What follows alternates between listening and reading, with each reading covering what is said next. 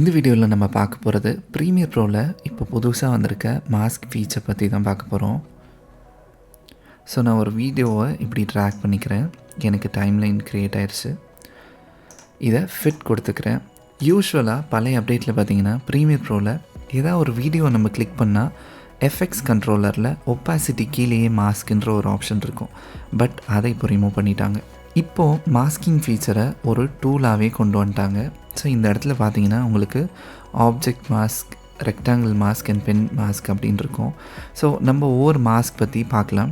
Object mask நான் select பண்ணுறேன் and இந்த வீடியோவை செலக்ட் பண்ணியிருக்கேன்.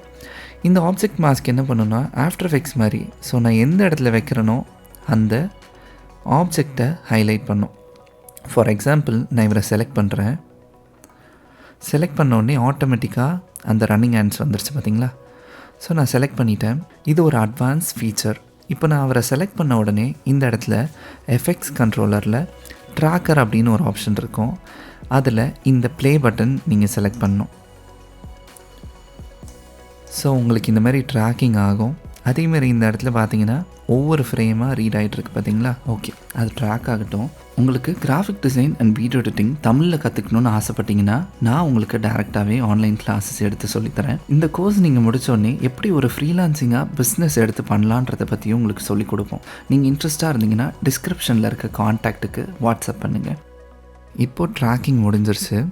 நான் இந்த வீடியோ பார்த்தா எனக்கு அந்த ஹைலைட் ஆன ஆப்ஷன் மட்டும் இருக்குது. பட் என்னோடய பேக்ரவுண்ட் எதுவுமே தெரியல.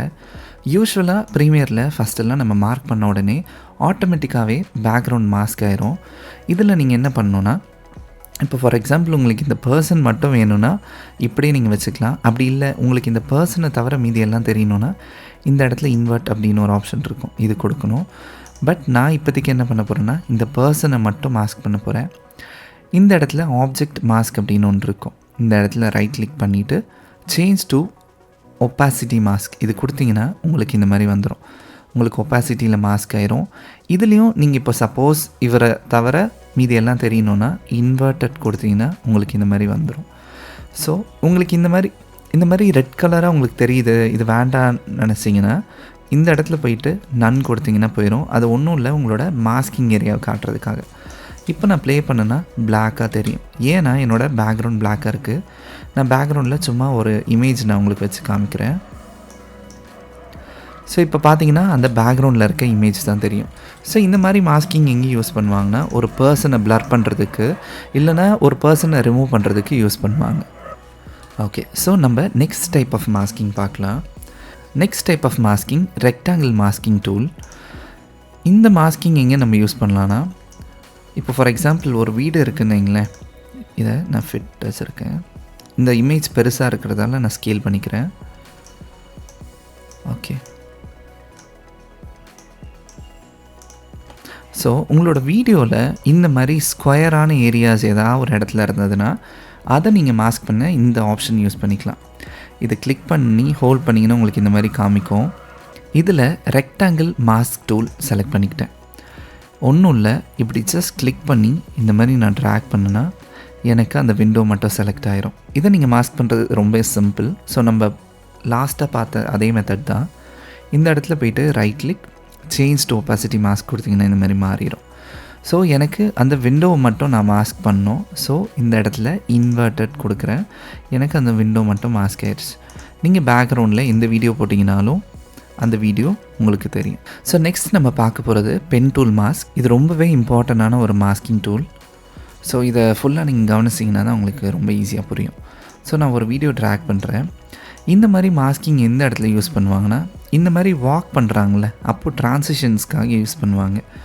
ஸோ நான் உங்களுக்கு ஒரு 2-3 ஃப்ரேம் மட்டும் எப்படி பண்ணுறதுன்னு காமிக்கிறேன். நான் இதை செலக்ட் பண்ணிட்டேன். ஸோ இப்போ இந்த இடத்துல செலக்ட் பண்ணிவிட்டு பென் மாஸ்க் டூல் அப்படின்னு ஒன்று இருக்கும். இதை நான் செலக்ட் பண்ணுறேன். பென் மாஸ்க் டூல் எங்கெல்லாம் நம்ம யூஸ் பண்ணுவோன்னா, நம்ம கஸ்டமைஸ்டாக நம்ம இந்த மாதிரி வரைகிறதுக்கு நம்ம யூஸ் பண்ணுவோம். ஸோ நான் இப்படி ட்ரா பண்ணிக்கிறேன். ஓகேவா? அதேமாதிரி நீங்கள் ஒன்று கவனிச்சிங்கன்னா உங்களுக்கு தெரியும், என்னோடய ப்ரிவ்யூ 29% வச்சுருக்கேன். ஏன்னா என்னோடய வீடியோ அண்ட் இந்த ஆர்ட் போர்ட் தெரிஞ்சால் தான் எனக்கு கொஞ்சம் வெளியும் நான் வச்சு ஒர்க் பண்ண முடியும். ஓகே, இதை நான் செலக்ட் பண்ணிவிட்டேன். எஃப்எக்ஸ் கண்ட்ரோலர் போகிறேன். இப்போ இந்த இடத்துல பார்த்தீங்கன்னா கிளிப் அண்ட் ஃப்ரேம் அப்படின்னு இருக்கும். இதை மறந்துடாதீங்க, ஃப்ரேம் நீங்கள் கிளிக் பண்ணணும். அப்போ தான் நீங்கள் ஒவ்வொரு ஃப்ரேமாக ட்ரா பண்ண அது சேவ் ஆகும். ஓகேவா? ஸோ நான் ஃப்ரேம் இங்கே செலக்ட் பண்ணோடனே எனக்கு இங்கே கீ ஃப்ரேம் ஆன் ஆயிடுச்சு. ஸோ இந்த இடத்துல ஒரு ஐகான் இருக்கும்.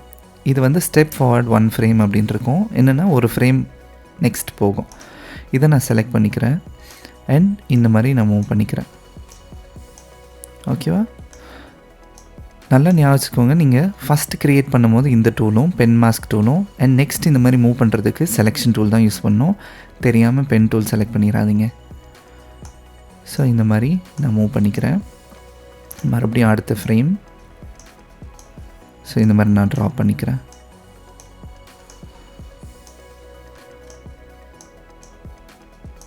ஓகேவா? இப்போ ஒவ்வொரு ஃப்ரேம் பேக் போகிறேன். இப்போ பார்த்தீங்கன்னா உங்களுக்கு தெரியும் அது கீ ஃப்ரேமாக இருக்கிறது. இது நீங்கள் வெறும் கிளிப்பில் பண்ணிங்கன்னா வராது. ஸோ இதுக்கும் சேம் மெத்தட் தான். இந்த இடத்துல போய் பென் மாஸ்கில் போயிட்டு சேஞ்ச் டு ஒப்பாசிட்டி கொடுங்க. உங்களுக்கு இந்த மாதிரி மாறிடும்.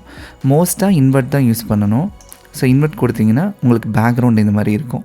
ஸோ நீங்கள் பேக்ரவுண்டில் வேறு எதாவது ட்ரான்சிஷன் வீடியோ நீங்கள் யூஸ் பண்ணிங்கன்னா உங்களுக்கு இந்த இடத்துல வந்துடும். உங்களுக்கு இந்த வீடியோ ஹெல்ப்ஃபுல்லாக இருந்திருக்கும்னு நான் நம்புகிறேன். உங்களுக்கு வேறு ஏதாச்சும் டவுட் இருந்ததுன்னா நீங்கள் கமெண்ட்டில் போடுங்க. மறக்காமல் இந்த வீடியோவுக்கு சப்ஸ்கிரைப் பண்ணிக்கோங்க. தேங்க்யூ.